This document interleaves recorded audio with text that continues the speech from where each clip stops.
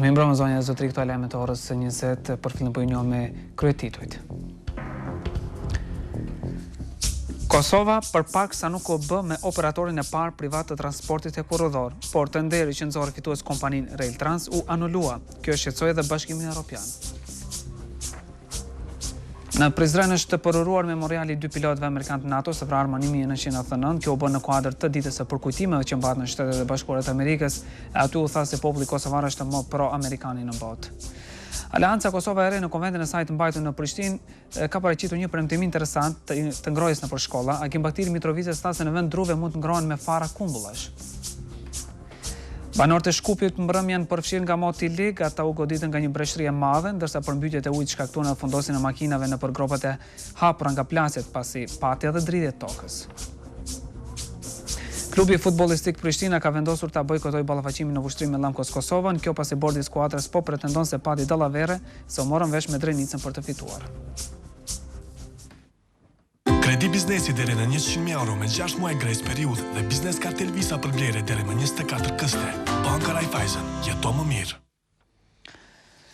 Moti veror me gjasmë ka shpritur mirë në një fshat Mitrovicës është një prishje në sistemin e ujësjellësit që banorët e Kçiçit i kalën pa ujë e si pasojë ata po duhet që të furnizohen në fshatra e zona tjera të komunës.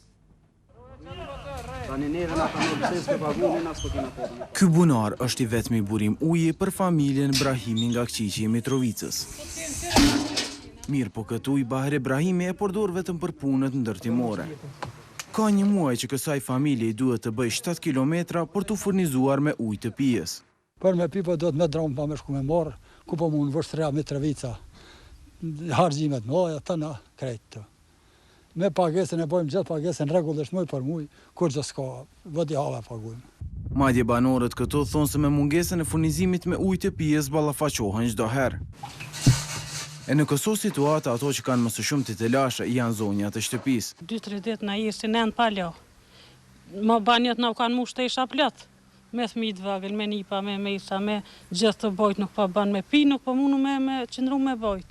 Jo me la diçka, jo çapa duhet shtëpisë të insanit, janë gjitha janë me ujë.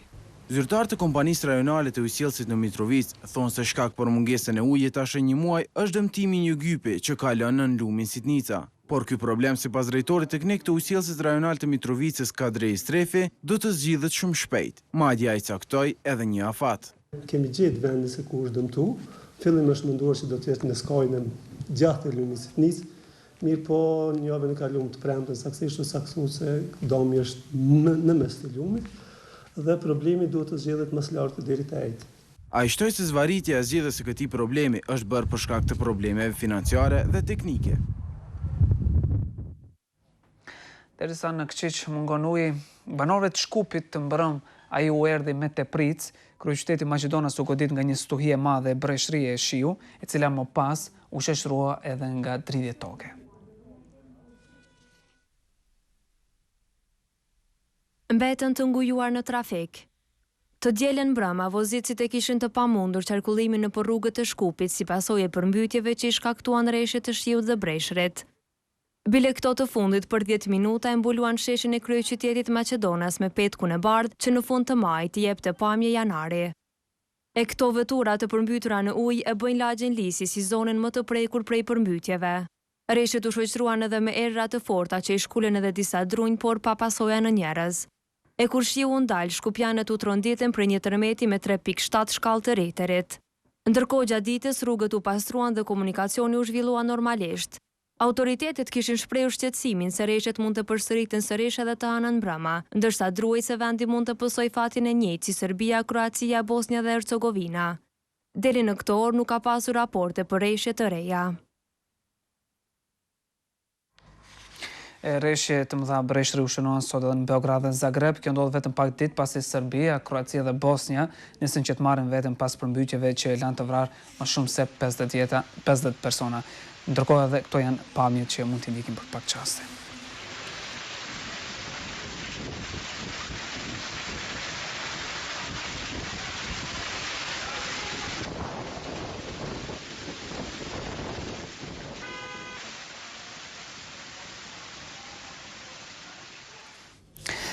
Një person ka humbur jetën në një aksident trafiku në afërsi të fshatit Durrejt Kaçanikut. Raportohet se rasti ka ndodhur mbrëmë në orët e vona në rrugën Shtërps, fushja Pajtimit, ku sipas raporteve të para, ngasësi BZ, shtetasi Maqedonis, 28 vjeç, duke mos e përshtatur vozitjen e kushtet të rrugës, ka humbur kontrollin mbi timorin e automjetit BMW 318 dhe ka dalë nga rruga duke rënë në humner me shtras lëndime të rënda, kanë marrë 2 pasagerë në vetur.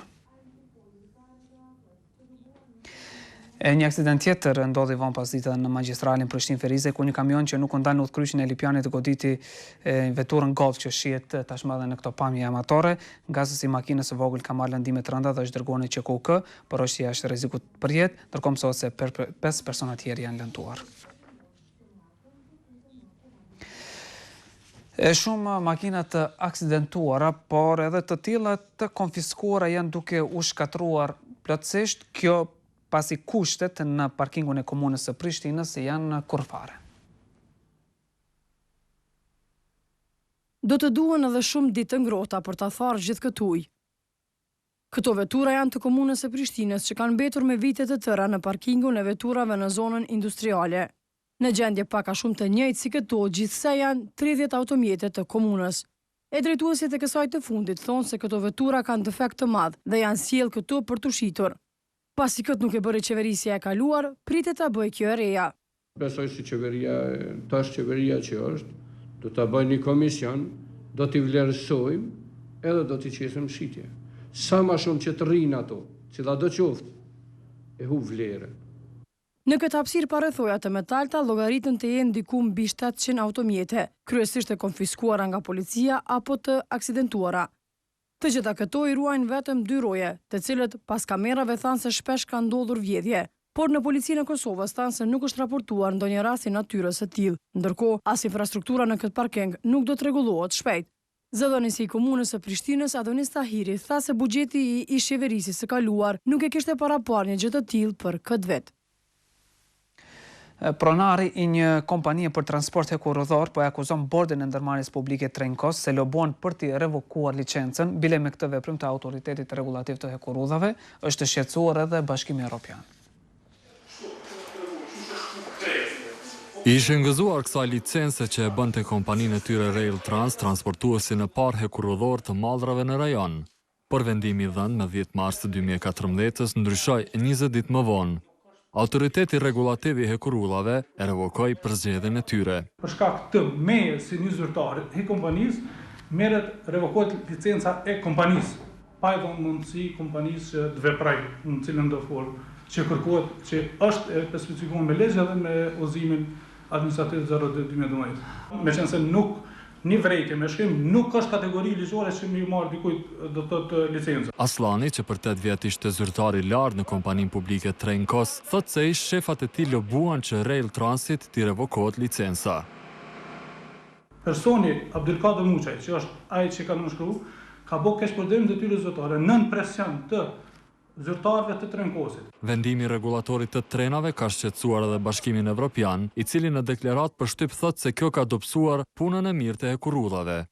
Por nga autoriteti rregullativ i hekurudhave, që pranuan të përgjigjen vetëm me email, thonë se nuk e ndrojnë vendimin, ndërsa mohojnë se i kanë prishur raportet me Brukselin. Vendimet e ARH-s janë në harmoni të plot me dispozitat ligjore në fuqi, ku një gjë e tillë e ka konfirmuar edhe gjykata themelore e Prishtinës në aktvendimin e datës 5 maj 2014. Në Rail Trans thonë se po presin vendimin e gjykatës pas padisë që e kanë bërë. Derisa në gjykatë kanë dërguar edhe një kallëzim penal për krejt bordin udhëheqës të Trenkosit, kompania për transport në kuadër të hekurudhave. Zëdhënësi Trenkosit Valon Murseli tha se u ankuan te autoriteti regulativ, pasi që sipas tij Rail Trans nuk i ka plotësuar kriteret e kërkuara. Agjencia Kosovare e Privatizimit ka shtyr valën e 60 privatizimit. Ky institucion nuk ka dhënë ndonjë sqarim për këtë shtyrje, por vetëm ka bërditur se afati i fundit për para kualifikim është 3 qershorit, ndërkaq që dita e fundit për dorëzimin e ofertave është 10 qershorit. Në këtë valë të privatizimit është planifikuar të shitin kryesisht asete të ndërmarrjeve bujqësore. Zyrtarët e një kompanie që tregton me derivate të naftës po i mohon akuzat e doganës se nuk i ka kryer obligimet për 1 milion eurove, ndërkaq dogana e Kosovës po vazhdon të insistojë se ndërmarrja nuk kishte vepruar sipas rregullave.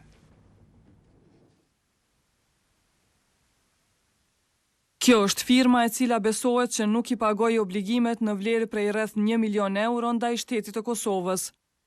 Dogana bëri me dije të dielën se një firmë po keqpërdorte autorizimin për të vepruar si depo e naftës. Klan Kosova ka mësuar se kompania e cila nuk i ka përmbushur obligimet ndaj doganave të Kosovës është kompania greke Mamido Oil.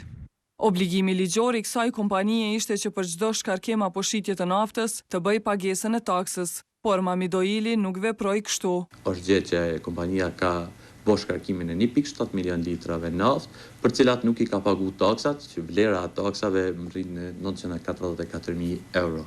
Keqpërdorimet që u hetuan shtyn doganën të ndërmarrë masa ndaj firmës që shet naftë me shumicë. Fillimisht ju ka tërheq autorizimi, kompanisë do të nështrohet kundërvajtjes doganore për shkak të shmangjes së taksave, njëkohësisht nëse nuk e bën pagesën e taksave të cilat obligohet, atëherë kompanisë do t'i tërhiqet garancioni bankar. Menaxheri i shitjes në Mamido Oil, Agron Reqica, tha se kjo firmë nuk i iku pagesës e obligimeve. Ai po pretendon se gjithçka u than nga e diela e këndej është një keqkuptim, për të cilin tha se do të qartësohet të martën. Reqica është i bindur që të njëjtën ditë dogana do të dalë me një deklaratë në favor të kompanisë ku ai punon.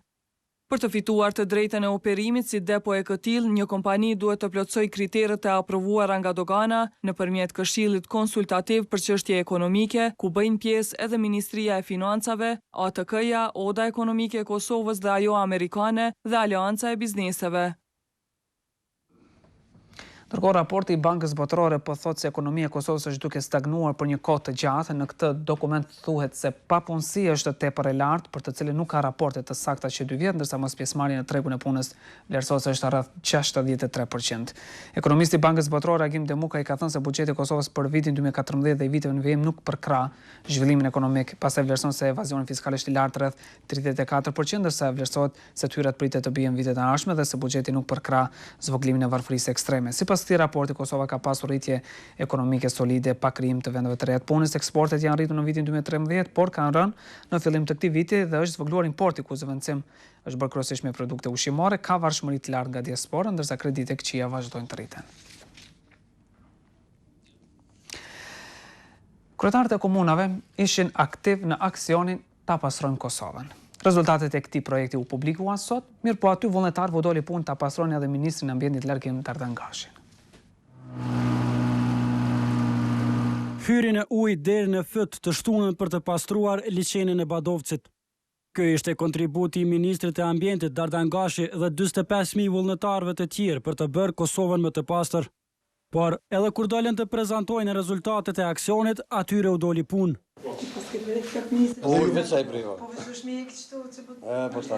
Ta pastrojnë ministrë, E gjithë ky pastrim që u bë, ministri po thotë se pati edhe një qëllim. Ajo që ne kemi dashur të arrijmë jo vetëm pastrimin fizik, por edhe sensibilizimin e njerëzve për mjedisin, e kemi arrit. Këtëherë edhe me disa aksione pak më, po e them, të veçanta. Rol të rëndësishëm në këtë fushat patën edhe kryetarët e komunave. Të gjithë kryetarët e komunave kanë mobilizuar të gjitha resurset që na i kemi kërkuar dhe kanë qenë në shfrytëzim për pastrimin e mbi 877 deponive. Por jo të gjitha këto deponi u pastruan. Janë pastru 305 deponi prej 877-ve dhe këta 25.550 vullnetarë kanë grumbulluar afër 30.000 thasme me turina. E vullnetar më së shumti patin e Mitrovic, për ta pastruar qytetin e tyre në aksion dolën mbi 16.000 njerëz. Në Prizren është përëruar memoriali 2 pilotëve amerikanë të NATO-s të vrarë në maj të vitit 1999. Atje ishte kryeministri Hashim Thaçi bashkë me ambasadon amerikan në Prishtinë, Tracy Jacobson. E ka vesh petkun e politikanit. Por Agim Qekun e kritikoi kolegja e tij nga kabineti qeveritar që nuk i ka vënë medaljet e gradat si kolegët e tij amerikan. Ushtarak e politikan u mblodhën të hënën në Prizren për të zbuluar memorialin e 2 pilotëve amerikan që humbën jetën në maj të vitit 1999. Këtë punë e bën kryeministri në largim Hashim Thaçi e ambasadorja e Shteteve të Bashkuara të Amerikës në Prishtinë, Tracy Jacobson. Kjo e fundit nuk tha asnjë fjalë në këtë ceremoni. Për pilotët e helikopterve Apache, David Gibbs e Kevin Richards, foli shefi i qeverisë kosovare. Dy ushtarët amerikanë kanë rënë në përpjekje për të ndalur gjenocidin në angazhimet humanitare për të ndalur spastërimin etnik. Ai falenderoi edhe vendin e këtyre ushtarëve për ndihmën që i dhanë popullit shqiptar. Populli i Kosovës, institucionet e Kosovës gjithmonë do të përulen me respektin më të lartë për angazhimin dhe mbështetjen e Shteteve të Bashkuara të Amerikës, qeverisë amerikane dhe popullit amerikan. Bile e siguron ambasadorën Jacobson për një gjë. Ne jemi shteti më i ri në Evropë, por me pro-amerikanet në Evropë dhe ndihmi krenar. E tha që e shfrytëzoi këtë rast të bëj fotografi me eprorët amerikanë. Pas kësaj ngjarje, tha që u mor me punë te partia sa i shpalosi programin e PDK-s për shëndetësi. Radhën të hënën e patën mjekët. Atyre kryetari i PDK-s u tregoi se çfarë parashë misioni i tij i ri për shëndetësinë. Ne do ta trefishojmë buxhetin. Më në detaje, programin e PDK-s për këtë fushë e shpalosi Sali Ahmeti. Ai tha se shoqëria ka shumë nevojë për shëndet të mirë. Shëndetësia në të ardhmen do të ketë një perspektivë të mirë, për vetë faktin se ajo do të jetë prioritet i arshëm i qeverisë e Kosovës. Ahmeti tha se do të bëhen reforma në 3 nivelet të shëndetësisë, të cilat do të jenë të prekshme për qytetarët. Qëllimi dhe esenca e kësaj shëndetësie do të jetë krijimi i një mjeku me dignitet, i një mjeku me profesionalizëm të lartë, etik të lartë profesionale dhe morale, dhe krijimi i një shëndetësie me vizione evropiane. Me këto ndryshime që Ahmeti tha se do t'i bëj PDK-ja, pacientët në çdo rast nevoje do të kenë përkujdesje shëndetësore cilësore 24 orëshe. Sfidës për të fituar. Punën në 7 vjeçare të Thaçit në qeveri e kritikoi lideri i LDK-s Isa Mustafa dhe ai sot prezantoi planin e këtij subjekti politik për zhvillimin ekonomik të vendit. Lidhja Demokratike e ka të gatshëm programin jo për një, por për 2 mandate qeverisëse. Megjithatë, shpalosin e këtij plani, lideri i këtij subjekti politik Isa Mustafa nuk e nisi pa e pirë një kafe. E kur ju përvesh punës për të treguar idetë e zhvillimit ekonomik 2014-2022, ai zuri në gojë gjendjen e tanishme ekonomike. Duhen plot 30 vjet për të dyfishuar të ardhurën kombëtare, vërtet të ardhurën për kohë banorit, pasi norma e zhvillimit ekonomik është përgjysmuar në vetëm 2.5%. Janë rreth 300.000 pa punë, cilët kanë humbur shpresat se do të gjejnë punë ndonjëherë. Para se t'i vi rradha investimeve në shëndetësi e arsim, LDK synim ka zhvillimin ekonomik përmes sektorit të bujqësisë. Do të sigurojmë që të bujqësit investohen në 1 miliard e 200 milion euro, duke përfshirë edhe kapacitetin e investimeve publike dhe atyre private, dhe nga kjo dhe nga veprimtaritë e lidhura me bujqësinë, ne sigurojmë se do të punësohen 120.000 tri. Ky subjekt politik ka parapar edhe lehtësira tjera për bizneset, prioritet u përmend edhe përmirësimi i procedurave të prokurimit, për të cilat një ekonomiste e partisë akuzoi qeverinë aktuale. Janë 5 miliardë 134 milion, të cilët gjatë këtyre 7 viteve të qeverisjes Thaçi janë shpenzuar përmes prokurimit publik. Janë rreth 800 milion sipas shumë statistikave, të cilat kanë përfunduar në xhepat të zyrtarëve qeveritar. Për shkak të këtyre të bëmave, LDK po thotë se do të marrin drejtimin e qeverisë pas 8 qershorit. Në këtë parti janë duke bërë plane edhe për festën e fitores. Uroj që natën e 8 qershorit ta presim bashkë, ta hapim shampanjën e madhe, e t'i urojmë vendit dhe gjithë qytetarëve rikthimin e dinjitetit. Ramush Haradinaj i ka shkruar letër komandantit të KFOR-it Salvatore Farina në lidhje me përmendjen e tij në disa raporte për të cilat po pretendohet se janë të inteligjencës së misionit të NATO-s në Kosovë. Ai ka shkruar se informacionet e publikuara i ka marrë me shqetësim dhe janë të pasakta. Haradinaj thotë se kur nuk ka qenë legionar francez, nuk është në krye të asnjë klani kriminal dhe nuk ka asnjë biznes ti. Lideri i AK-s në fund letrës ka shkruar se shpreson që shërbimet inteligjente që kanë kontribuar në këtë raport do të çojnë me rëndësi rishikimin e të dhënave të këtij dokumenti. Për Haradinën sot u shfaq një dokumentar në kinema. Regjisori nga Shqipëria ka përshkruar jetën e tij që nga fëmijëria deri në ditët e sotme.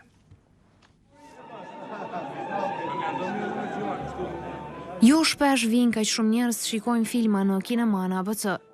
Të hënën pati përjashtim kur pritet të shfaqej dokumentari Gjithçka për Kosovën i regjisorit nga Shqipëria, Kujtim Gjonaj. Protagonist kryesor i këtij prodhimi është Ramush Haradinaj. Ky në fillim foli për fëmijërinë e tij dhe tha se qysh atëherë u frymëzua me ndjenjen e patriotizmit. Unë kam lexuar Rilindashit ende famrin klas 5 shkollës fillore. Një pjesë e dokumentarit ju kushtua edhe vëllezërve të tij, që u fliuan për lirinë e vendit. Në dokumentar u shfaqën edhe improvizime të betejave që u zhvilluan gjatë luftës nga kulla Haradinajve në Glogjan. Filmi tregon kryetarin e AK-s edhe në periudhën e pas luftës. Një moment i veçantë ishte edhe dorëzimi vullnetar i postit të kryeministrit për të shkuar në Hag. Sot kanë dhënë ndërheqje pa revokueshme nga posti i kryeministrit. Vlerësimi që këtij akti ja bëri ish presidenti Ibrahim Rugova u duart roket nga të pranishmit. Si gjithmonë, si gjitha gjestet e zotit Haradinaj, edhe ky është një gjest i madh patriotik. Pjesë e rrëfimit ishte edhe kthimi i tij si i pafajshëm nga Haga dhe pritja që ja bëri kryeministri Hashim Thaçi. Por të pranishmit qëndruan të qetë në këtë pjesë. Për veprimtarinë e Haradinajt folën edhe shumë bashkëpunëtorë të tij. Gjithmonë qëllimi e ka pas tek shërimi i vendit. Premierën e filmit dokumentar në ABC nuk e pa vetë protagonisti. Ju nuk e njeni anën modeste të Ramushit, ai nuk e përballon dot të vi këtu dhe të shikoj një film kaq të bukur të realizuar për veten e tij. Në këtë kohë ai po qëndronte në Trepç, ku vizitoi muzeun e kristaleve. Këtu premtoi shumë mbështetje për heronjët e Nëntokës. Ne duhet të krijojmë një ushtri tonë këtyre njerëzve, sepse zhvillimi ekonomik i vendit, njëra nga shtitat kryesore e ka mineralogjinë, metalet, xehen. Më pas, ai u foli i thtarëve të AK-s, të tubuar në sheshin Adem Jashari në Vushtri, të cilëve u premtoi jetë më të mirë në rast se bëhet kryeministër. Do ta ulim papunësinë në 10%.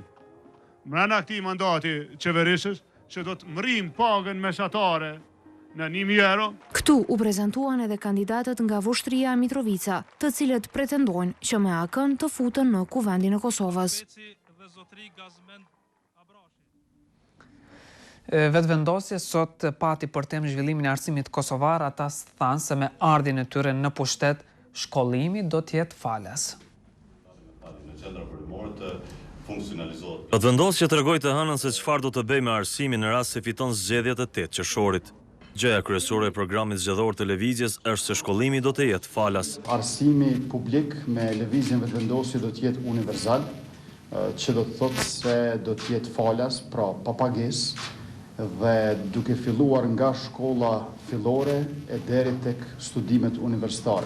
Krejt kjo sipas Arbrije Nagavcit ka për qëllim ngritjen e cilësisë në edukim. Ne planifikojmë që numri maksimal i nxënësve në klasa të jetë 25 nxënës në klasë, dhe kjo do të mundsoj edhe mësimin me një ndrim, duke krijuar hapësira të mjaftueshme edhe për zhvillimin e aktiviteteve të veçanta me nxënës të talentuar dhe për ata që kanë nevoja për mësim shtesë. Në këtë ngjarje u fol për gjendjen e rëndë me të cilën ndodhet Universiteti i Prishtinës.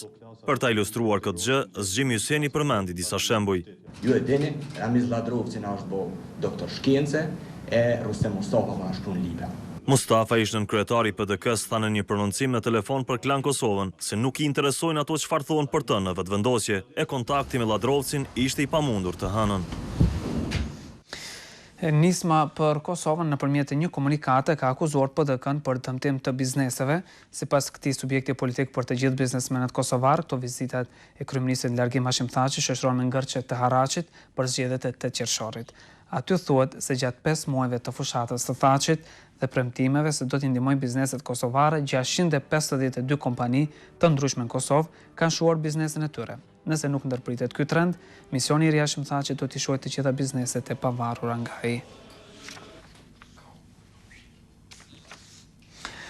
Partia e fortë ka zvogluar premtimin e vendeve të reja të punës nga 186.000 në 118.000. Shkak për këtë ndryshim ishte LDK-ja që premtoi punësimin e 120.000 njerëzve. Përmes një komunikate për medje, kryetari Visar Arifaj ka vendosur që në bashkëpunim me ekspertët e partisë të ulë numrin e vendeve të punës që janë premtuar nga 185.000 në 118.000, rreth 2.000 më pak se vendet e premtuara nga LDK-ja. Na vjen mirë që modestia e partisë së fortë po ndjekin nga parti tjera në Kosovë. Megjithatë duam të njoftojmë opinionin se nuk ka parti më modeste se partia jonë Kosovë, as në botë.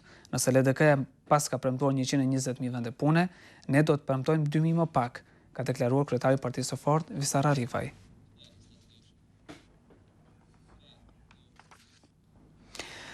Ndërkohë një plan të pazakonshëm me ka kryetari Mitrovicës Agim Bahtiri në konventën e AKR-s tha se komunën e tij do ta ngrohë me fara të kumbullave.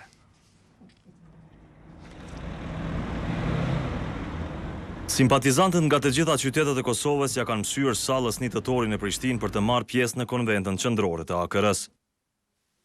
E brenda ku do të mbahet takimi po bëhen kontrollet e fundit. Punë po i del edhe Dardangashit, por kamera e klanit e befasoi.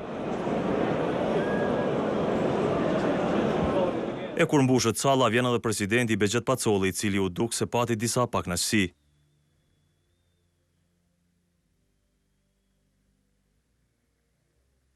I pari që doli para simpatizantëve të kësaj partije, u mor me ata të cilët pretenduan se partia e tij është e dobët. Shumë njerëz, shumë analistë, të cilët janë shmandur dhe nuk di që flasin dhe thonë që AKR-ja do t'jetë e treta. Jo, more! AKR-ja nuk e ka vendin e treta. AKR-ja është numër 1 dhe do t'jetë 1. Por ky nuk e përfundoi me kaq. Batiri një mesazh pati edhe për Hashim Thaqin. Si mundet t'i prind Kosovës njeriu që vjen shpitëve? E duke akuzuar pushtetin e kaluar, dallaverët në të nderën me lëndë të ngrohjes i jep një premtim unik. Nuk do të marrë më trufare, po kam një tjetër diçka, që nxjerrjen e shkollave do të bëjnë me bërthoma të kumbullave. E fjalimi i tij si duket i pëlqej shefit e tij dhe ky i fundit nuk kursej fjalë për ta lavdruar. Ju e keni marrë fjalën zoti Bahtiri, por arsye se nuk kaloj as afati i zgjedhjeve lokale, juve ju arritën 26 kontajner makineri. Pacolli që këtu u nominua edhe për kryeministër e tregoi arsyen se pse nuk u bë mundur hapja e fabrikës. Makinerit janë në Mitrovic, qytetarë të nderuar, dhe kjo qeveri, ku shka të humbjes që pësoj, mu në Mitrovic, parandaloj çdo gjë. Por lideri AKR-s premtoi se fabrika e këpurdrave do të ndërtohet jashtë qytetit e Mitrovicës dhe punëtorët do të barten në autobus. Pacolli u zotua se me marrjen e pushtetit, kjo parti do të garantojë zhvillim ekonomik për vendin, pasi diçka e tillë është prioritet i AKR-s. Sot votuan gazetarët, ata zgjodhen redaktorin e gazetës Tribuna Zekiria Shabani për kryetar të Asociacionit Gazetarëve të Kosovës. Në konventin e jashtëzakonshëm u zgjodhi edhe bordi 8 antarësh. Aty u vendos që nga emërtimi i organizatës të hiqet fjala profesionist dhe që nga sot do të quhet Asociacioni Gazetarëve të Kosovës. Vëmë tani tek sporti. Prishtina nuk do të thojë në vushtëri për të zhvilluar ndeshjen e fundit të Superligës. Kryeqytetasit po pretendojnë se ndeshja në mes të Drenicës e Llamkocit ishte e kurdisur. Kjo ndeshje që u luajt në Skënderaj ndërmjet Drenicës dhe Llamkos Kosovës u bë sebeb që Prishtina ta bojkotoi takimin e fundit në kampionat e parapartë të luhet në vushtëri. Bordi i skuadrës nga kryeqyteti po pretendon se në Bajram Aliu pati dallavere të shtunën. Nën kryetaria Fremuqiqi është i bindur se Llamkosi u morë vesh me Drenicën për të fituar. Mos lodhëm hiç Llamkosi me lojë futboll në xhiro, po le ta festojnë ashtu siç e kanë paramenduar dhe ne jurojmë nga zemra dhe kështu që Prishtina nuk do të jetë pjesë e këtyre pazarllëqeve sepse nuk ka qenë asnjëherë dhe kur mirë nuk do të jetë.